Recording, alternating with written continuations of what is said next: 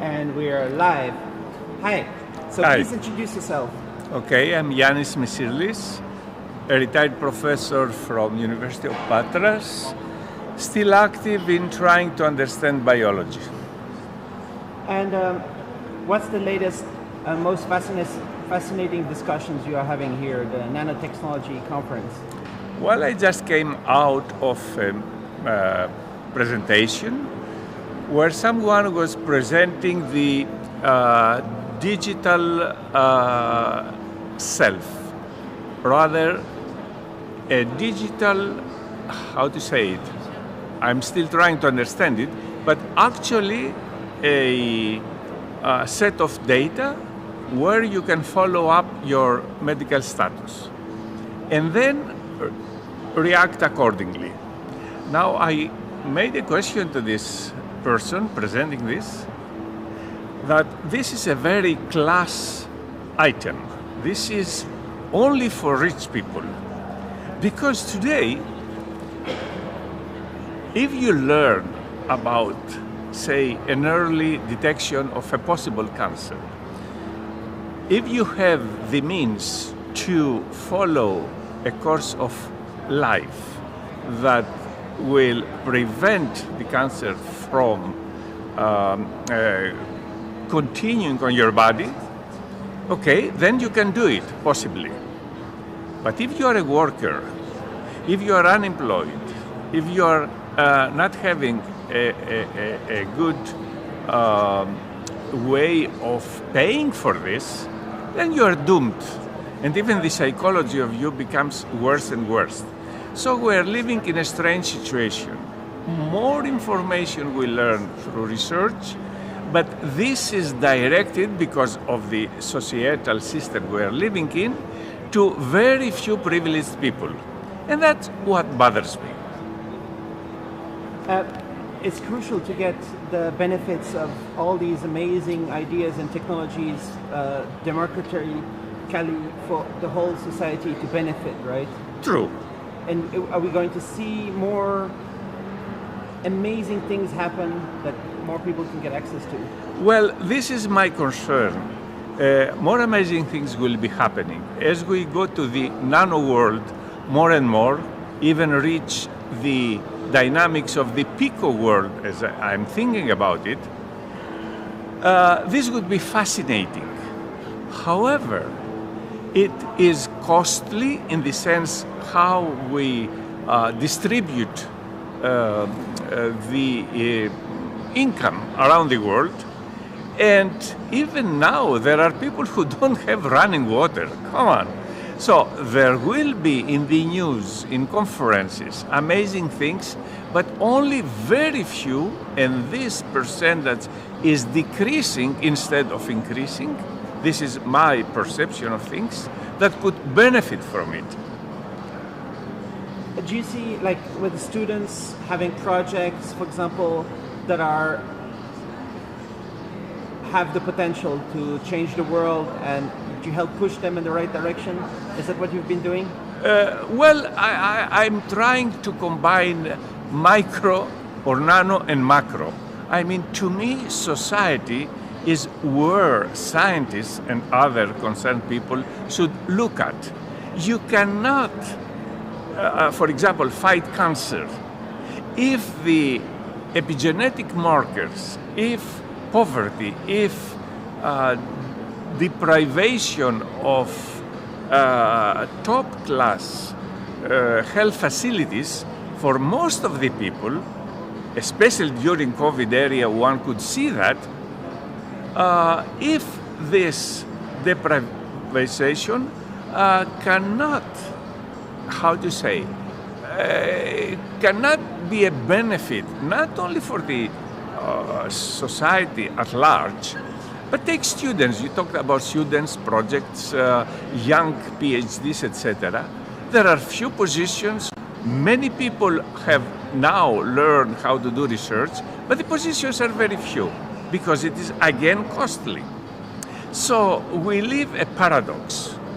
While science and technology are advancing at a pace we can't even follow in our brains, at the same time the benefits of it is for the few privileged ones. And this must change. So we have way too much knowledge and not enough physical application that is being deployed of all these amazing ideas yet. We need to lift the scale and actually make products that will change the world. Well, not only make products. For example, cancer.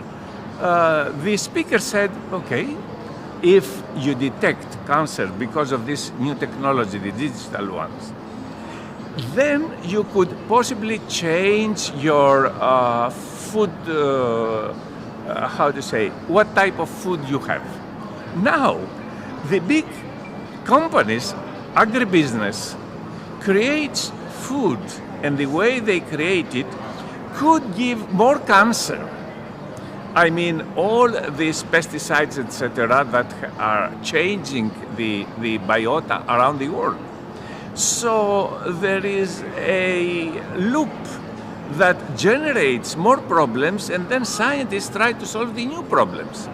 And this is because society has not sat down, and it's impossible in this world system we are living, has not sat down to put priorities, to see where to focus resources.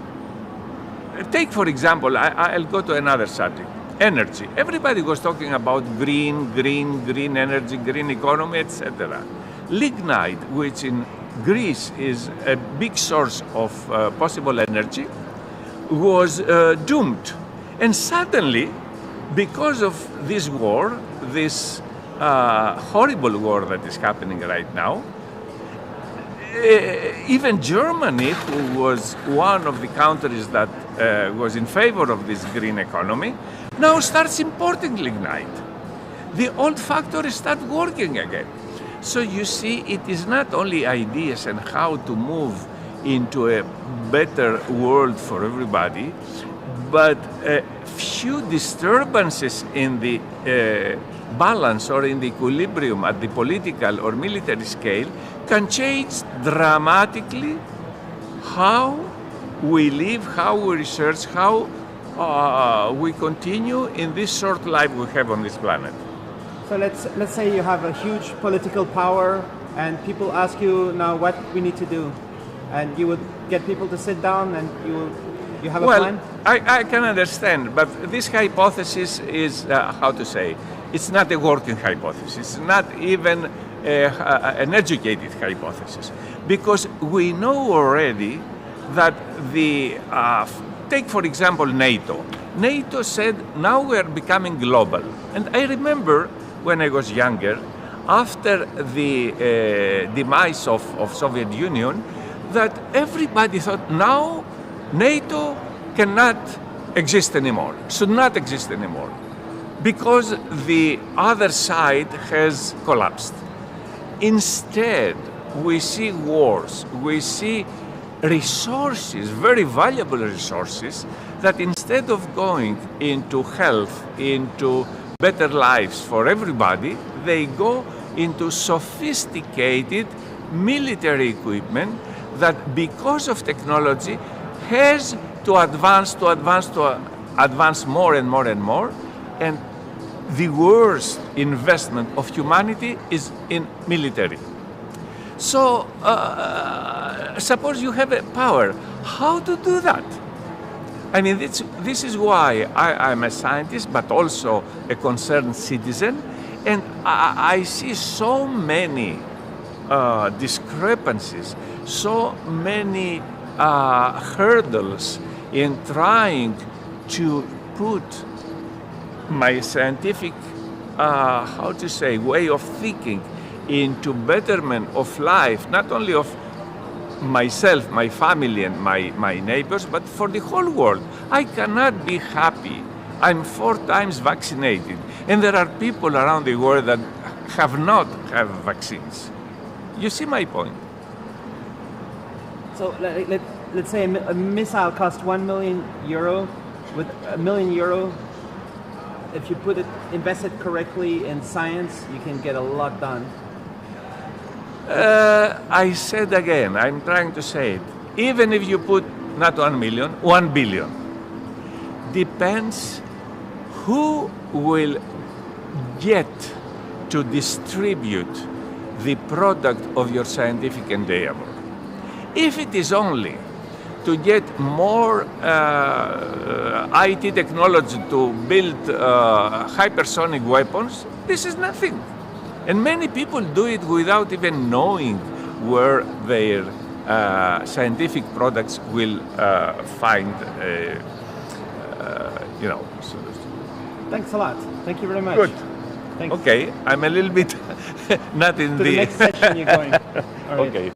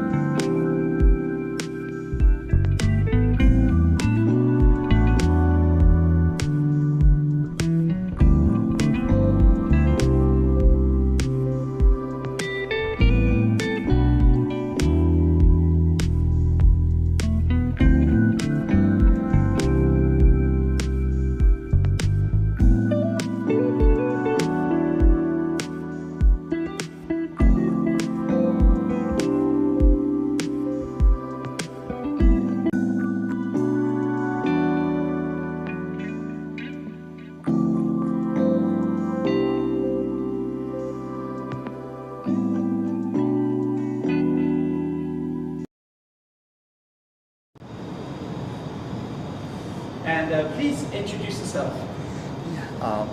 I'm Aris Christou, University of Maryland in the United States, College Park, Maryland in the United States. I'm very happy to be present and to participate in this conference.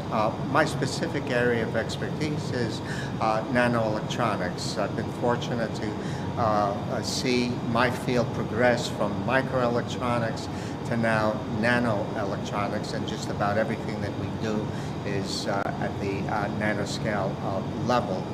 And my area in microelectronics or nanoelectronics and ultra large scale integrated circuits, originally based on silicon, has now progressed to the nanoscale level. And present technology has allowed us to integrate over 40 billion transistors on one chip, and that has to be done with nanoelectronic processing technology, and that's where the great advantage has been achieved by the utilization and the application of nanostructured materials.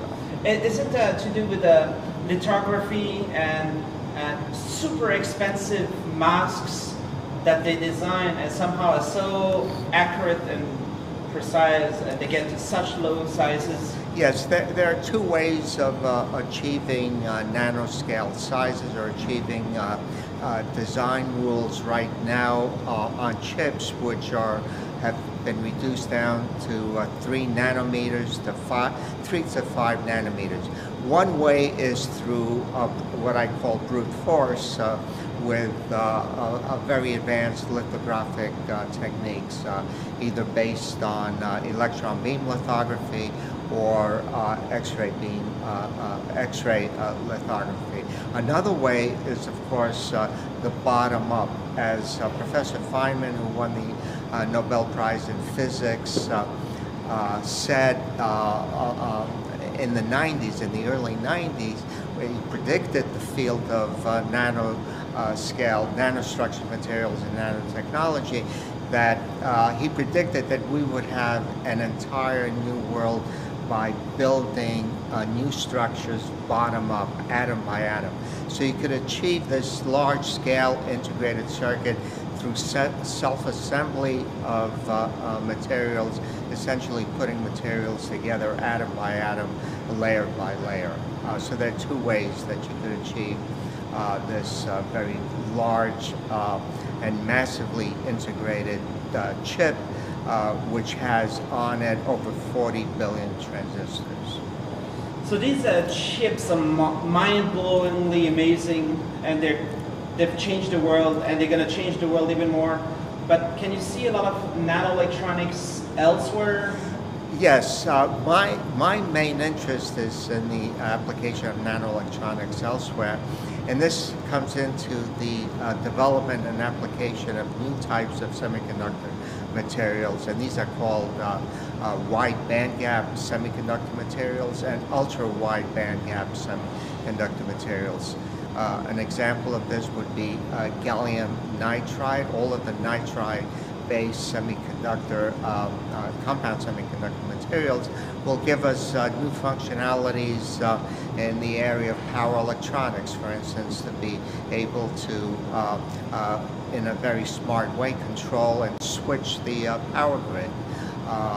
Another application would be very sensitive magnetic resonance imaging equipment for health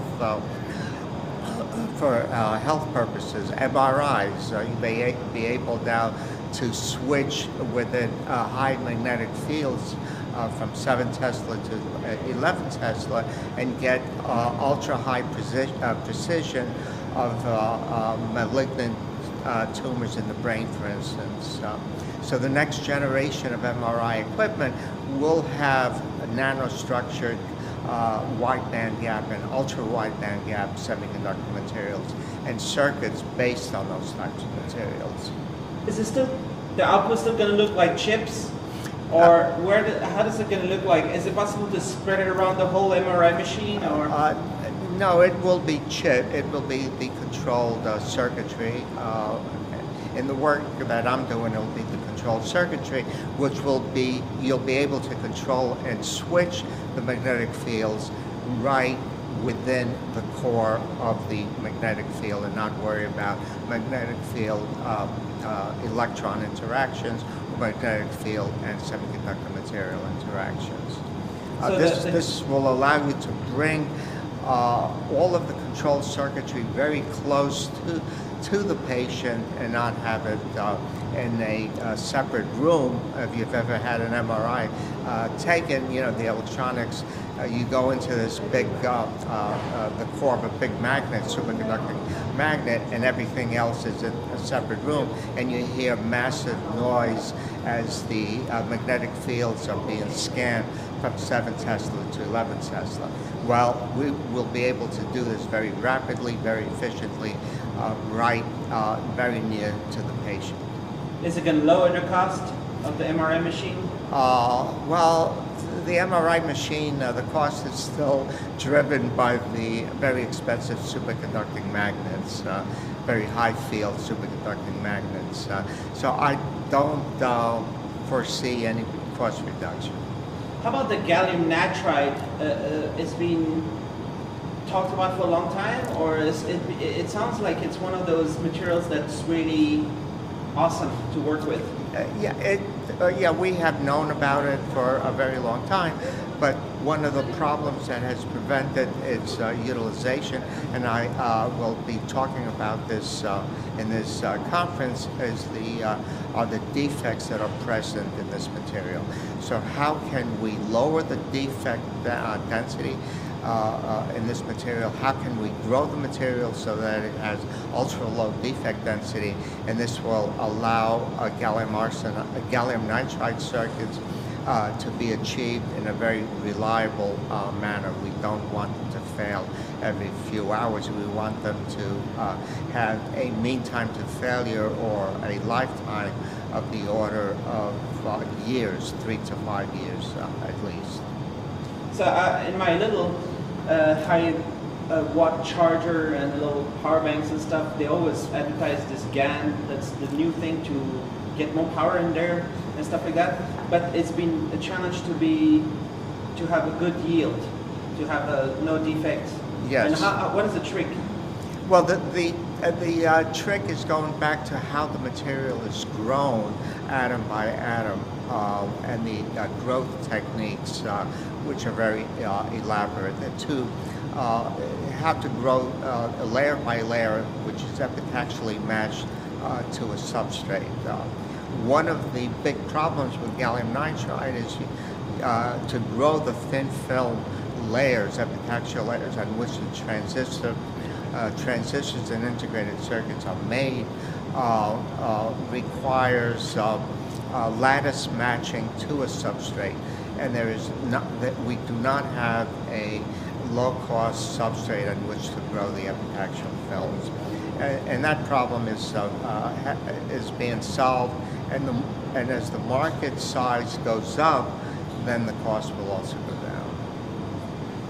So that means this is going to come and kind of like revolutionize a whole bunch of areas in electronics. Yes. We've seen, for instance, gallium nitride in light-emitting diodes and laser diodes. This gives us the blue color. So the blue laser diode, a laser diode made from gallium nitride multi-layers emits in the blue region.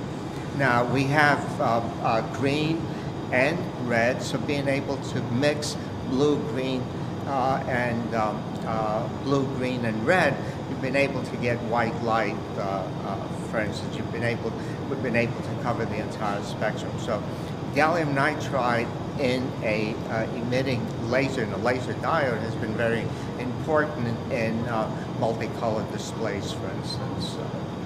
So what happens after gallium nitride? What's the next kind of things? Are you looking at some other things? Well, as we go, yes. Thank you for asking that question. As you go toward wider and wider band gap, the optimum material that we hope to achieve as a semiconductor for semiconductor electronics will be diamond. Diamond is also semiconducting. Okay, that has a band gap of the order of 5 electron volts versus 3 electron volts with gallium nitride. So we hope to be able to achieve even better high temperature, high magnetic field, and high voltage performance with diamond electronics as well. So I'm going to have diamonds in my chargers and power banks. But how do you form it in the shape you need and everything? And I'm guessing you're not going to use natural diamonds. No. You have to use synthetic diamonds, of course. So you have to produce diamond thin films utilizing high temperature and high pressure techniques. And that's where the big challenge is and where the big cost lies. So you're required to go close to 2,000 degrees centigrade and hundreds of millibars of pressure in order to go into the diamond phase. Otherwise, you'll end up with graphite or coal, which you really don't want. There's already cobalt and gold and all these electronics. They're precious. Now it would be diamonds. Well, diamond, the only thing that you need to make diamond is carbon. So carbon around carbon, and then high temperature and high pressure. And the Tolio plans how to realize this with all the pressure you're talking about and everything. Yeah, we've known how to do this for an entire century, but to be able to do this to produce large enough wafers for microelectronics processing has been the challenge. How far in the future is all this? Oh, is it possible to get all this like next year? You know? Well, you could buy a diamond transistor right now. There are companies I know in the U.S. and Japan that will sell discrete transistors. They're excellent sensors, high temperature sensors. But for larger circuits, it will take about, I would say, another decade of research. And what kind of electronics do you think are most fascinating, otherwise, to talk about? The kind of electronics right now that are the ones that will combine biological functions with inorganic functions, to combine organic and inorganic materials. And this will give us an entire new capability and really the possibility of exceeding the limits of Moore's law. Moore's law tells us that the number of transistors that you could put on a chip essentially doubles every 3 years. Well, our feature size now is becoming so small that in order to produce a signal from the transistor, we're just moving a few electrons around. Okay. So we're running up against the limit, which is imposed, which is called Moore's law, the limitations of Moore's law.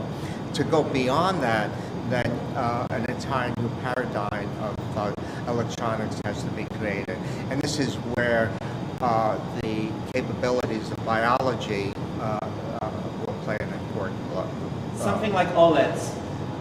Well, OLEDs are presently available, but even beyond that, for instance, think of being able to process Avogadro's number of bits of information per picosecond. Avogadro's number is 10 to the 24th. Okay, that's a gigantic number. Okay, perhaps that's the real limits. That's the real limit that we will eventually face as a science. So you base all that on your experience. Do you mind telling a little bit what you've done in your career? Yes, I've been a research scientist for one of the government laboratories in the United States for 20 years, the Naval Research Laboratory. After that, I became a professor at Rutgers University in the area of microelectronics, and then from Rutgers University, I went to chair the Materials Science and Engineering Department at the University of Maryland for about 12 years, and now I'm a research scientist, and I head the wideband Gap Semiconductor Laboratory at the University of Maryland, in addition to being a professor in the Material Science Department. So some of your research, some of your work, some of your students have affected everything in the world? I hope so. I have a number of my students are working in key companies such as Northrop Grumman, Intel, and I've placed a number of students at those companies that are leading industrial research endeavors. I have students who became professors at major universities in the United States, and I also have students who are members of the faculty here in Greece at the University of Crete. I have two faculty members who are previous students of mine who are doing very well. And you enjoy coming here, the Nanotechnology conference? I enjoy coming here. I've come, well, of course, the last time I came in person was in 2019. I've come off and on since 2010. I'm originally from Thessaloniki. I was born here, and I'm always happy to return and see my the roots from where I came from. Okay, thanks a lot. Thank you. Thank you very much. Okay, thank you. All right, I'll put you in a break for a second in the live chat.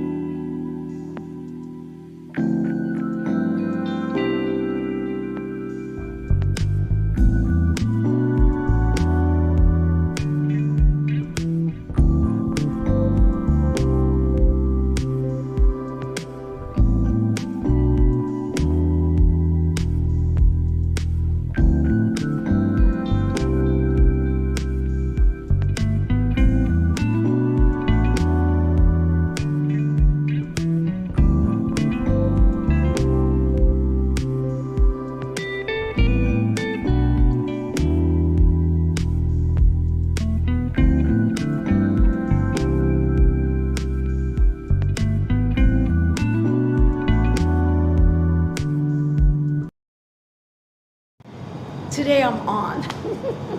All right. Yesterday you got me in my dish rag mode. So you just did a presentation. Yes. So what did you talk about? I was talking about nanotechnology feeding the world, and the fact that although food is mundane and everybody needs to eat, and even now we're missing lunch, the fact is that to look at nanotechnology in food is extremely complicated. And even though it affects everybody in the world, you really need to know several funds of knowledge. I have a slide that I developed for my doctorate with 3 circles. One is public health at the national level, or global health if it's a transborder health, and one is emerging technologies, which is nanotechnology and others, and then the law. And the questions of nanotechnology and food go right in the center of the convergence of those 3 circles.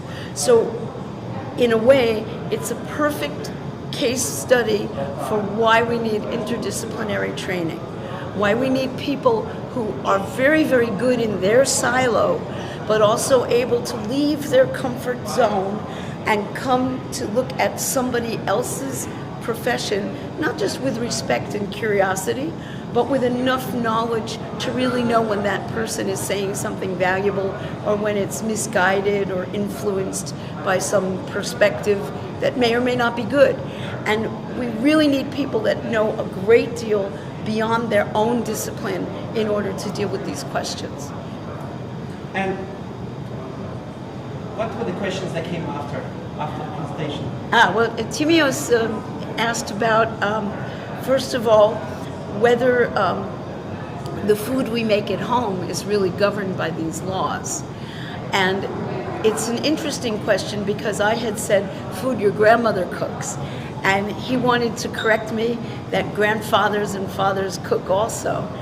And I was concerned about the gender neutral nature of the food preparation, because I said, well, it's true, lots of men do prepare food. The fact is that it's still overwhelmingly, the model is a female model, and the laws were at counterpoise. There's an embedded sexism, that the laws were at counterpoise. The laws were designed to promote industrial food and commercial food, and therefore the food at home doesn't always fit the definition of food under law. And there's a lot of literature in the legal world around whether things are really food. It can be consumed by humans and not be food under law. And of course, under religious law, the easy example is pork.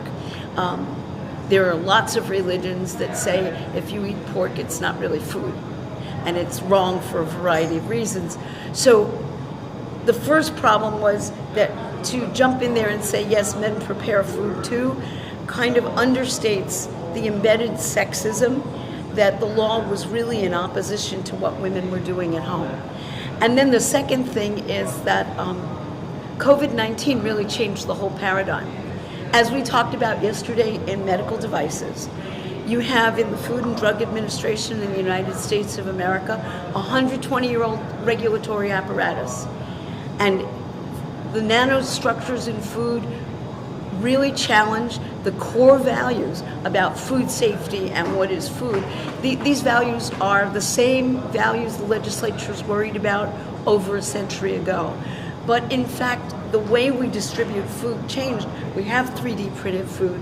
We have rapid pickup of ready-made food because people weren't allowed to eat in a restaurant, and the restaurant was closed, and they weren't allowed to stay outside of their house more than an hour. So they ran to the restaurant for pre-ordered food and scooped it up and brought it home. And a whole delivery industry grew up to bring people that food. But guess what? That means that the regulatory apparatus doesn't apply the way we thought. And the question that we'll have there is whether we want a new regulatory apparatus, whether we want to resurrect parts of it, or whether there's some synthesis. These are hard policy choices. These are not stuff that you just... And then he had a technical question about titanium dioxide, because I had mentioned it in my talk, and I said, that this is exactly an example of where we need multidisciplinary teams who really have more than a cursory understanding of the parallel professions. Were people eager also because it's lunchtime? I think so. And I think that helps. But I think that's true. I think that means it's important. People are hungry for more. I hope so. I hope so. How important is law and nanotechnology? It's very important. Oh, that was the other thing he asked about. He asked about nanoplastics in food. And that's a very controversial area scientifically, because there are some plastics that are used to enhance and make bulk and stuff. I don't understand the technical side. And then there are some that what the European Food Safety Authority calls contact transmission. So maybe you have a countertop with nano silver and some of it migrates into the food while you're in the food factory making canned beets. And at the same time, there's contact from the packaging itself, and maybe some of the carbon nanotubes make their way into the food. And what do those things do in the body? We don't know. But what we do know is there is law about what you can and can't do with food, that if there's enough of something bad, it becomes what's called adulteration under law, and then either it has to be repaired or it's not food anymore. So there is law. He was saying we don't have the law yet. No, we don't have the science yet. We do have the law. We don't have enough science knowledge to know whether it fits in the category of, okay, don't worry about it. The generally recognized as safe in the Food and Drug Administration of the United States, or it's really severe and important. The European Food Safety Authority wants to ban it, or maybe somewhere in between. There may be a middle ground, but we need to develop a paradigm for that. But there is law for each of those categories. So we were talking about that, and that's where nanotechnology is. And as I pointed out twice in my talk, because I wanted to be very clear about this, that even if you don't agree there's a human right to health, even if you don't agree that there's some right to food, and even if you think food security ought not be an important issue for one reason or another, every country in the world regulates food. They regulate food quality, they regulate food transport, they regulate inspection, whether it's in restaurants or hospital cafeterias or something, and they regulate it for trade. They regulate certain foods are allowed in and certain foods are not allowed in, and certain foods are for export and certain foods are contained at home and not allowed for export. And there is just a ton of law in every country on these questions. Plus, of course, many countries subsidize the growth of certain foods, or they pay people not to grow certain foods in order to maintain price supports. So there's a ton of law. And all of that is touched by nanostructures in food.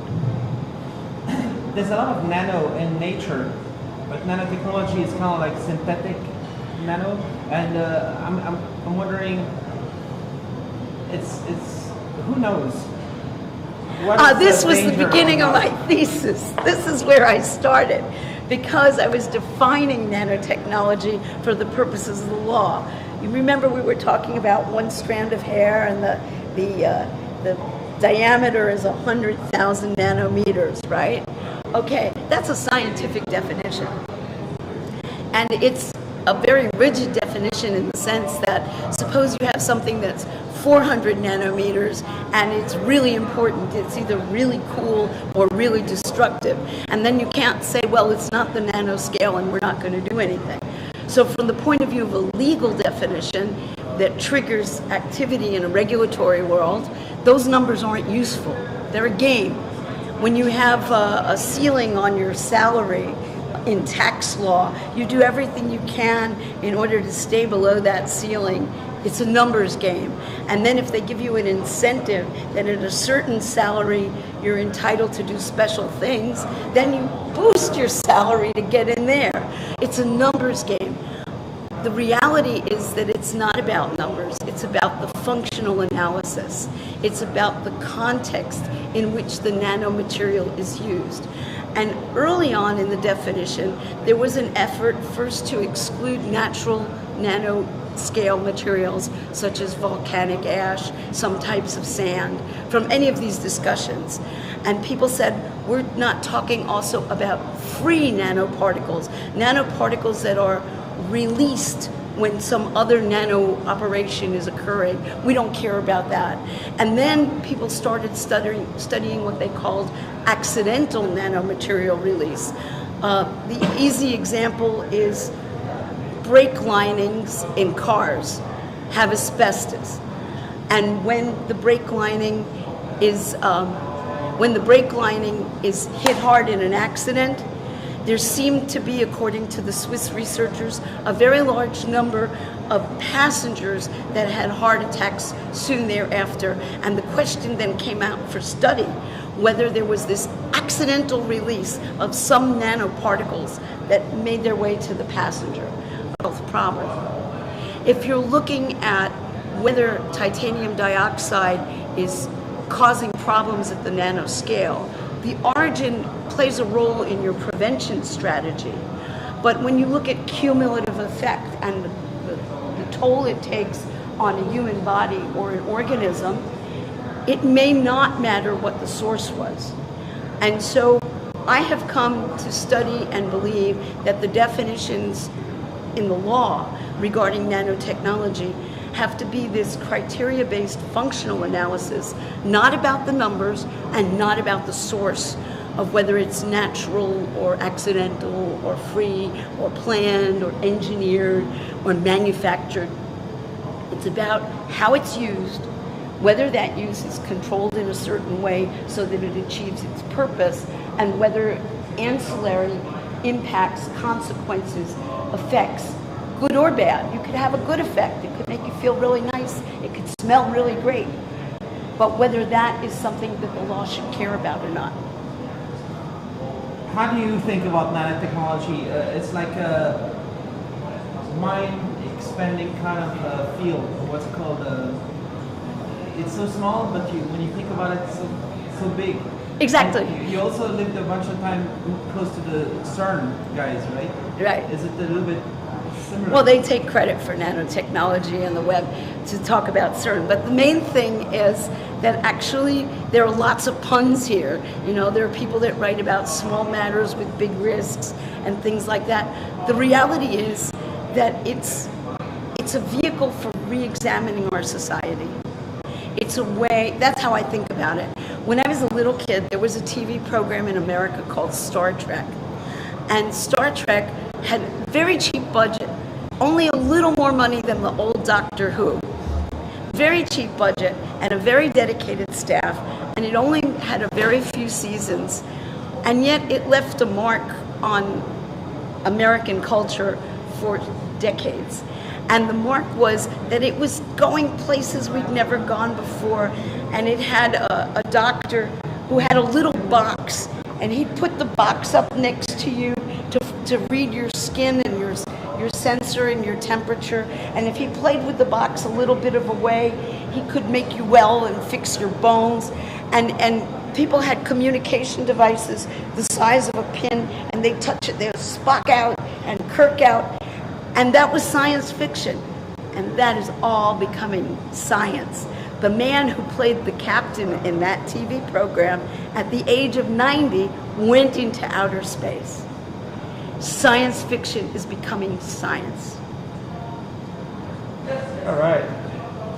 Thanks a lot. Let's do some more videos later. Thank you. All right. Cool. And people can find you all over the web. They can find your books. Everywhere. Yes. All right. They can watch your lecture. We'll put it out there. Okay. ilf@georgetown.edu. Okay. See you later. Thank you, my dear.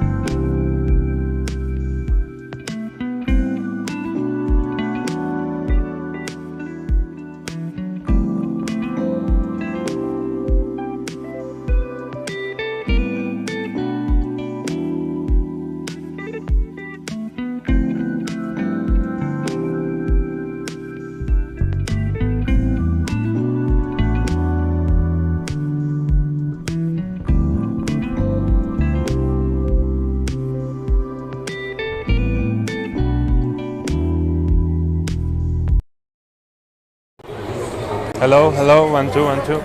Good, thank you.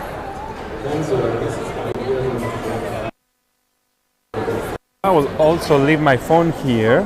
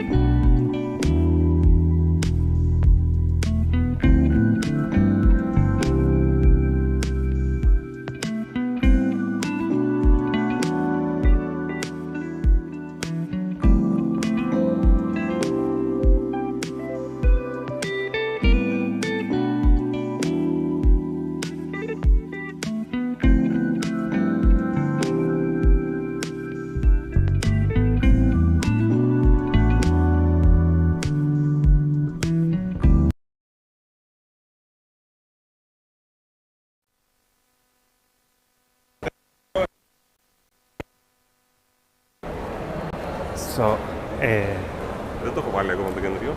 βάλτε το τώρα. Ποια είναι αυτό?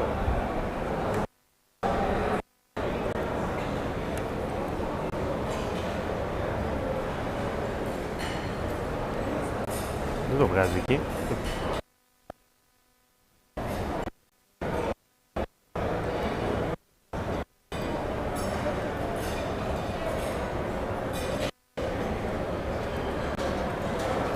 Έτοιμος. Πέρα και αυτή για να μην το ξέρεις.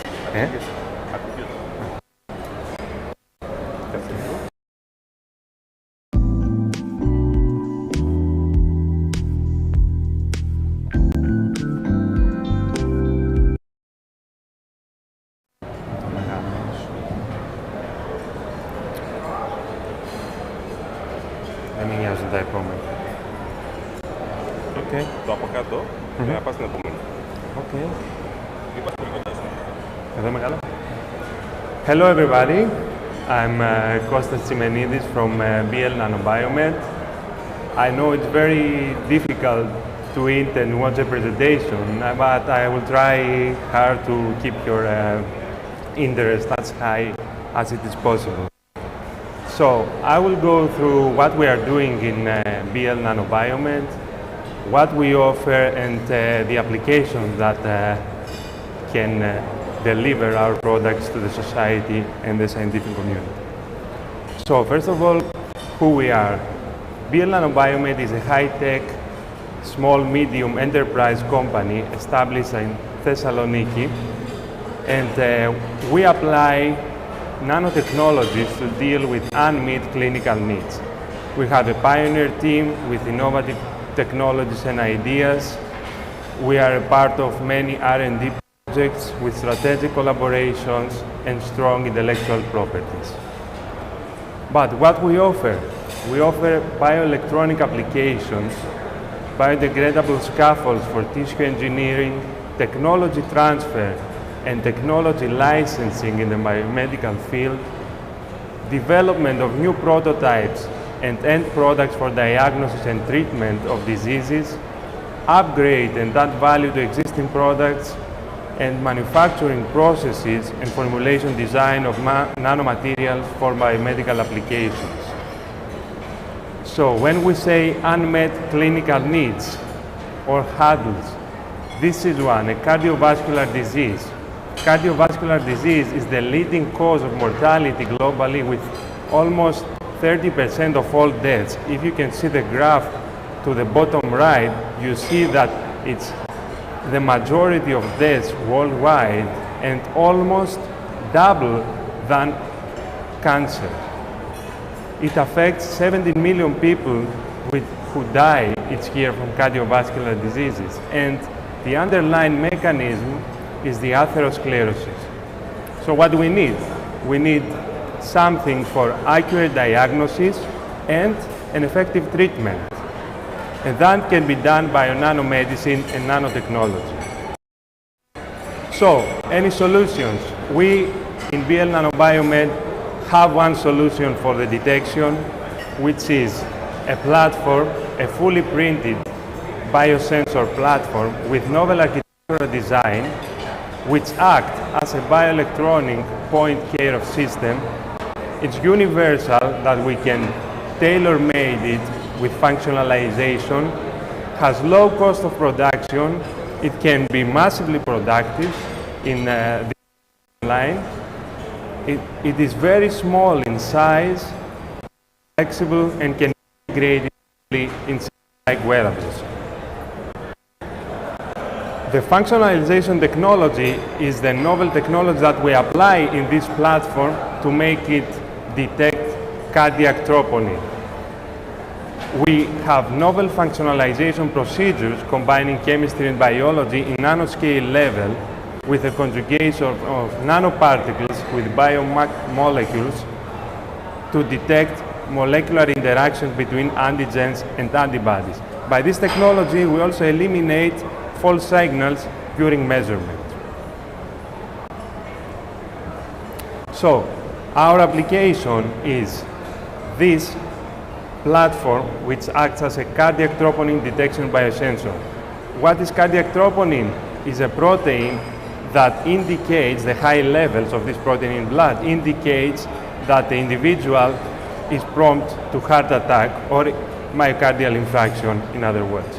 So this device can detect this protein in specific amounts in blood. It is for everyday testing. It's portable. It has low cost of production and so on, low cost of that we can sell it. It's user-friendly. Everybody can use it very easily.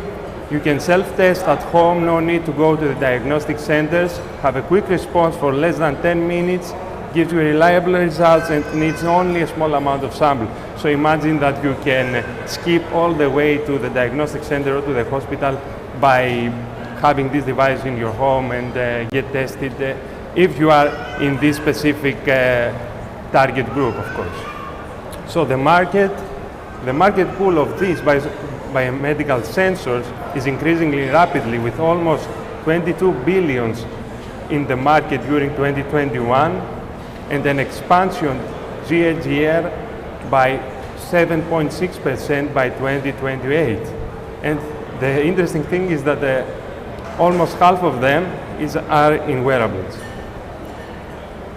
We also have a second solution which affects the treatment. We are building nanocarriers to treat this atherosclerosis. So we are preparing nanoparticles with antioxidant drugs for this treatment, loaded with antioxidant drugs. They have antithrombotic properties. They are biodegradable, biocompatible, small in size, almost 120 nanometers, and can have controlled diffusion of the drug inside the system, inside the blood. So our company as well can have other products like the nanofilter materials. We have the advanced nanofilter, which is a patent application. They have high homogeneity of pores. Thin film is a nano-sized pore with high density. Of course, biocompatible materials, and the filter is also breathable. This can be applied to filtration system, respiratory system, or filters for lab equipment. This became the pandemic because we need something more advanced than the simple face mask that we have. And it's not only for the protection of ourselves, but also the protection of the air quality inside the room. So our membrane can block nano-sized particles, and as an example that I have to give you, it can enhance the filtration efficiency of simple bentlone more than 100 times in lab scale experiments. We are offering nanoporous materials like the antimicrobial surfaces. As you know, bacteria and microorganisms concerning a major issue due to the soft and easy growth and reproduction activity. So nanotechnology can undergo this problem via nanostructures with antimicrobial activity. What we can do, we are building polymeric nanocomposites with super killing properties. Actually, we are developing a thin layer by electrospin technique which can enhance the antimicrobial behavior of existing surfaces by only creating a small thin layer on top of this. We in BL, we have fully equipped facilities with latest technology laboratory equipment for the formulation, purification and characterization of materials. It's not only the development, but you need to purify something very well to have it in a high quality. We can go to large-scale production procedures in this area. We can tailor-made polymer-coated nanoparticles. Of course, as I said earlier, develop novel nanoparticles loaded with drugs for treatment like atherosclerosis or other chronic diseases. We can perform biocompatibility testing of these nanomaterials, And of course, the applications have a broad range of applications in pharma, cosmetics, healthcare industry, etc. Another field that we are dealing with is the 3D printing and bioprinting.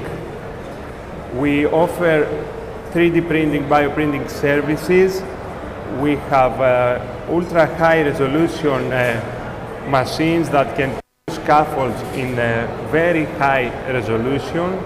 We can generate prototypes and develop bioscaffolds for tissue engineering, let's say, as well as development of biogels for 3D bioprinting and tissue engineering. An overview of BL Nanobiomed portfolio, as I said, is we have a big range from nanofilter, nanoporous materials to biosensors, which are fully printing, to 3D bioprinting and antimicrobial surfaces. You can go to our booth and have all of them in details, discuss more if you like. The advantages that we offer to the industry is that we have novel ideas. We go down to nanotechnology, nanoscale level to find the solutions. We prepare a sustainable production in order to solve unmet problems. BL Nanobiomed is a part of many European and national research programs.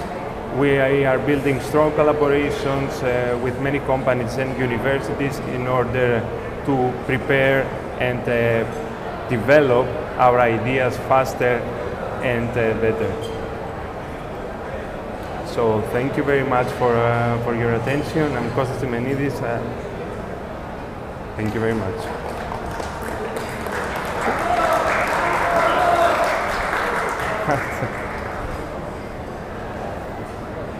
Δεχόμαστε τέτοιο. Εντάξει.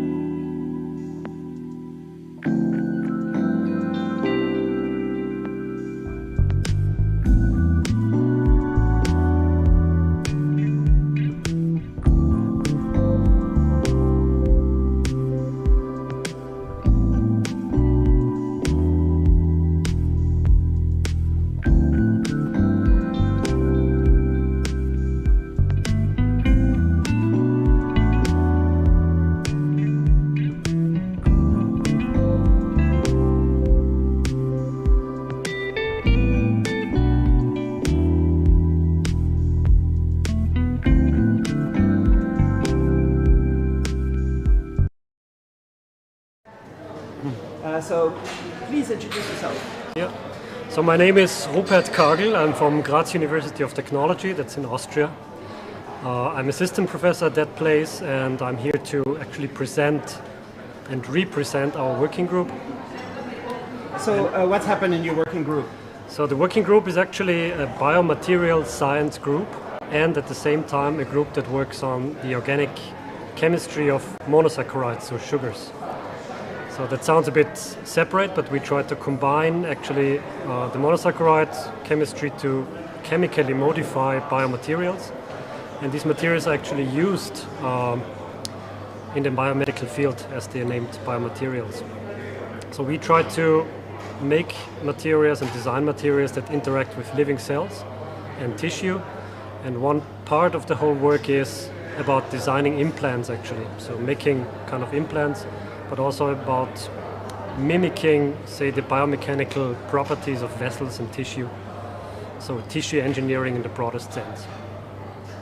And does it work?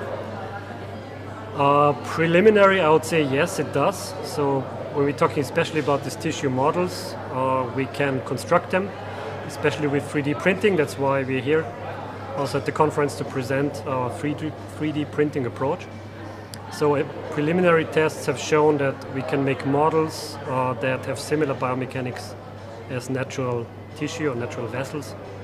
But we are not at the stage yet, I would say, to make very large models in 3D printed techniques, or we are not at the stage to implant it. So it takes time, I would say, still to develop the technology further. And you talk about sugar. I was talking about sugar as well, so that's actually the second part of our working group in our institute.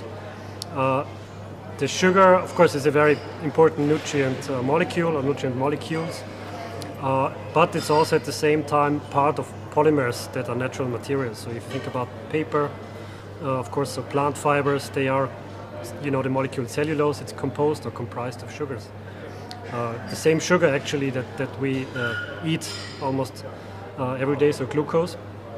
So by understanding the chemistry of the sugar monomers, so small building blocks of the polymers, and combining it with polymeric materials, we hope to, say, design new materials, as I said, for biomedical applications, but there's also the very big topic actually of pollution, environmental pollution and polymers. And as you know, cellulose is a natural biopolymer, so it can also degrade in the environment. So plastic pollution, for instance, can be targeted by substituting synthetic plastics with cellulose, so sugar polymers. So very broad. How can sugar help with pollution? As I said, so when we talk about sugar, we talk about renewable materials. So usually these are agricultural polymers. So sugar is of course grown, sugar beet or sugar cane, but other agricultural materials are cellulose, as I said. So trees, in a simple case, and from trees you can extract, but also from other plants you can extract fibers. And these fibers, as we all know, can be manufactured into paper, which is an important packaging material, of course. And paper is, I would say, insofar less pollutive because it's quite degradable. So if you look into pollution in the sea, plastics that you find swimming in the sea, unfortunately, is usually something like which is relatively undegradable, but paper itself would degrade quite quickly in seawater. But from these sugar polymers that I mentioned, you can also make textiles. So there is, of course, technology to transfer paper fibers or paper material-like materials into textile fibers. And then you get something that is somehow, I would say, related to cotton, so similar to cotton, and this is also quite easily degradable, at least in the open water environment of the seas. Is sugar one of those, like benzene, like a petrol that runs the body and the body really wants it, craves with? And is there anything to think about that in what you're doing? Yeah, sure. I mean, as I said, sugar and nutrition, so our brain mostly runs on glucose, or only on glucose, so the brain cells, they are really fired, I would say, by burning glucose. So of course it's an integral part of our metabolism. So it has a lot to do, of course, with food, so it's no question about this. So it has also a lot to do with health, but I mean the topics are so broad that it's quite hard to maybe to explain today everything about it. But yeah, sure, sugar is an important, say, factor in the whole story, I'd say. What does it mean, the working group? Is like across universities, across industry, and who's what does it mean? I mean, the scientists. We as scientists, so we, in particular, we would define working group as a team of say 15 to 20 members. So that starts with lab technicians, but also with students. So the students are involved in an early stage, and then goes on to PhD students, assistant professors, postdoctoral researchers, and professors. So it's a team of, say, about in our case about 20 people, which is an organizational unit at the university. So the working group is in this case a small unit performing research, and is of course also doing exchange on the one hand to students in terms of education, but on the other hand also, like we do it here, communicating science with specialists, but sometimes also with the public as it is done now. There's many students here, and maybe some have they want to work in this area, and maybe they're in another university and they just collaborate, or how does it work? Yeah, it depends, I think, at which level the students work. So if they're, for instance, bachelor students and they finish after 3 years, they're great. I'd say they are maybe not that mobile, even though there are also programs. So if you think about the Erasmus program, which is a very successful European Union-funded program to exchange students in the within universities at the European Union. But then I think, say, the more educated people become, the more possibilities are there to exchange. So of course you have postdoctoral stays. Some programs also funded by the European Union, by the way, allow joint doctorates between universities, so that you would be enrolled at two places, two countries, and doing your degree at both universities. So there is a lot, I think, going on. People might not be, I would say the general public might maybe not be always aware how many things are happening behind the curtains or in different communities. So science communication is very important, and that's also why we're here, I would say, to tell what we're doing. How far advanced and realized is the nanobiomedicine field, do you think, and do you think it's possible to achieve results very soon in some of these things you're talking about? I would say in terms of science, so what's really happening, what people research and what people publish, it's very fancy, so it's very advanced. There are things happening that we would not think about maybe a decade or 2 decades ago. It's a different thing what's really then transferred into an application, of course, because the regulatory issues are very strict, which is of course a good thing, especially in health, that you can of course not try everything immediately. So I think, but this also of course hampers or somehow delays maybe innovation, and maybe the other question is also ethics, of course, so, because now, and we heard a lot of things about gene technology, which is in some parts of the population maybe not so popular. Now the technology is so far that it can also be, technology can always be either dangerous or beneficial, but it's quite tough actually what could be done with, for instance, gene technology, but then there is ethics, of course. So I mean the general public has to decide if they want, and everybody actually has to contribute to that, if they want to have a certain technology used and put into practice. Sometimes the benefit outweigh the risk, and you just have to go ahead full speed and try to find solutions for some of the problems in society. Yeah. And maybe you have them. I think there is no one-size-fits-all solution. So if someone says, I have the solution to everything, I think, or to a real pressing problem, I think this is maybe too overrated. So it's always a compromise, I think. But yeah, definitely. I mean, the most pressing problem we know all is, I would say, climate change now, and related to that also migration, population growth, and all the things that overconsumption that are happening. But of course, we are in democracy, so finding or making the right decisions is never a decision of one person. So it's a compromise between many people. There are solutions technologically, I would say, to climate change. It's a bit off topic, but it could be done. But it really requires, I would say, the cooperation of many different stakeholders the very often used words would improve the situation. There was a question, but I'm not sure if it's relevant to what you were saying. Would it continue use of single-use plastics? How does the pricing compare currently? I don't know if you were talking about anything to do with that. I don't think so. About pricing of plastics, or? Yeah, he was talking about single-use plastics. It's just in the chat. Yeah, I think single-use plastic. I think it has a lot to do with behavior, no? So if you just throw away your cigarette butts after you smoked it and you throw it on the floor, it's actually not necessary, no? So there would be a very simple solution to it. So you just change the behavior and you collect it. And very similar, I think it is for the use of plastic, especially single-use plastic. I think it's just not necessary for our lifestyle or for our quality of life to throw things away if we use it once. So neither from a hygiene perspective nor from a health perspective, and also I think not from an economic perspective. So of course taxation and rules might improve this very much. Did you have a good nanotechnology conference? Yeah, sure. It's very nice. There were nice discussions. The location is very nice. It's very interactive, and I can recommend it. Cool. Thanks a lot. Thank you. Thank you. All right, I'll put you on a break for a second.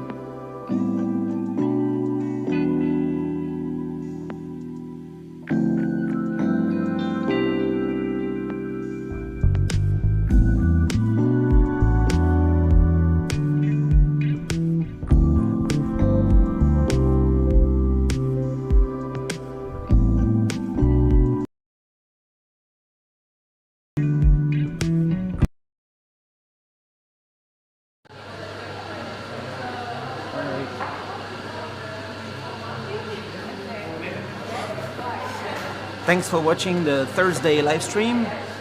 It's kind of like a lunch break right now, so I'm trying to find the next interview, but maybe I think I'm gonna stop the stream right now, and I'll resume afternoon stream in like half an hour, 1 hour. So please check back for the Thursday afternoon stream. And thanks for watching.